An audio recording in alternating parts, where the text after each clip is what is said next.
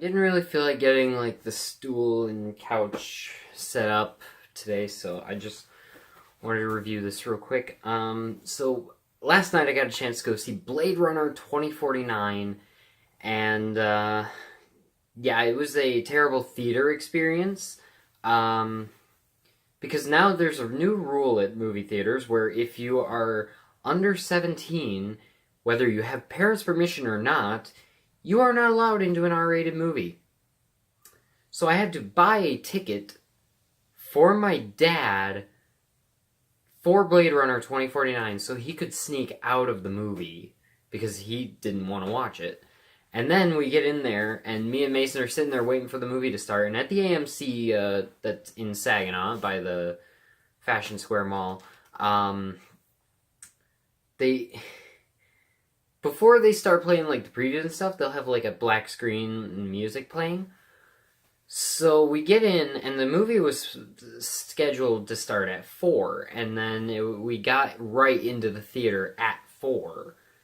So they were still playing the music and stuff, and I was like, I thought the previews would be starting at least.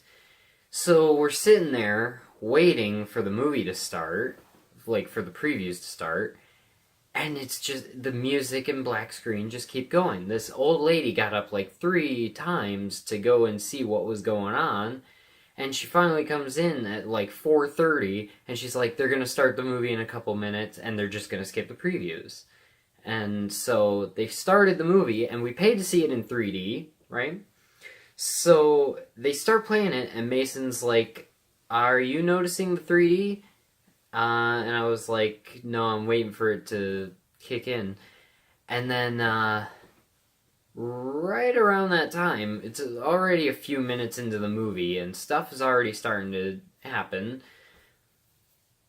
The frickin' movie glitches for a second, and then switches over from 2D to 3D. They put in the wrong video file and started the movie too late. So this was already a great theater experience. I'm never going to that AMC again. I'm never going there again after that because that was just terrible. But anyways, on to the movie. So Blade Runner 2049 is directed by Denis Villeneuve, and it is a sequel to the 1982 classic Blade Runner, which was directed by Ridley Scott, starring Harrison Ford. And in this one, Officer K, he unearths this long-buried secret that could threaten to plunge what's left of society into chaos, and his discovery leads him on a journey to find Rick Deckard, a former Blade Runner.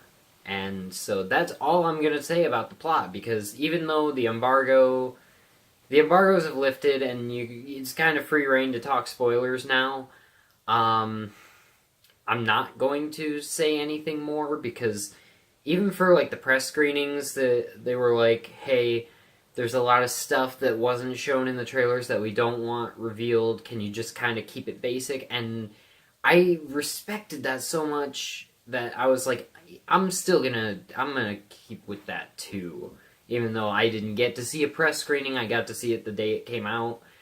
I'm still gonna hold to that. But anyways, Ryan Gosling is the main star of this movie, Officer K, and he is great.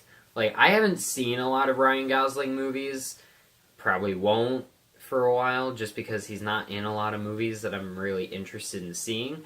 But he was really good in this movie. I felt like he really just was able to command what was going on screen really well, and his performance was just really great. And there was an unexpected bit with his character that I guess was kind of set up from the very beginning, but just you slowly started to realize it over the course of the movie until they kind of flat out just start saying it. And I really liked that plot point, though.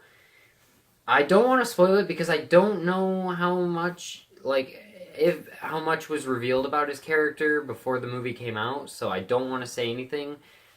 But then Harrison Ford is also back as Rick Deckard, and so if you guys have seen my Blade Runner review, you know that Harrison Ford as Rick Deckard is my favorite performance of his of all time. So I was really excited to see them pick up the character many years later, and he didn't disappoint. Honestly, he was really great in the movie. He just wasn't in it a lot. And so if you're going into this movie expecting Harrison Ford in a lot of it, you're going to be disappointed. But if you go in just expecting a really good story that is a follow-up to Blade Runner and does have a couple of returning characters, then you'll probably be really satisfied. There is a returning character that I do want to talk about real quick, and it's not really a spoiler, but Edward James Olmos is back for a scene as Gaff, and I thought that was really cool because I like it when you have characters that are kind of unexpected pop in, and I really thought that was cool. And you know, he's in it very briefly, but it was still cool to see him back. And then then you have Jared Leto who plays Neander Wallace. Oh man, this was an interesting character, honestly. He's very weird and poetic and creepy, and it was just unnerving. Every second he was on screen doing something, he was very unnerving, and I really liked that.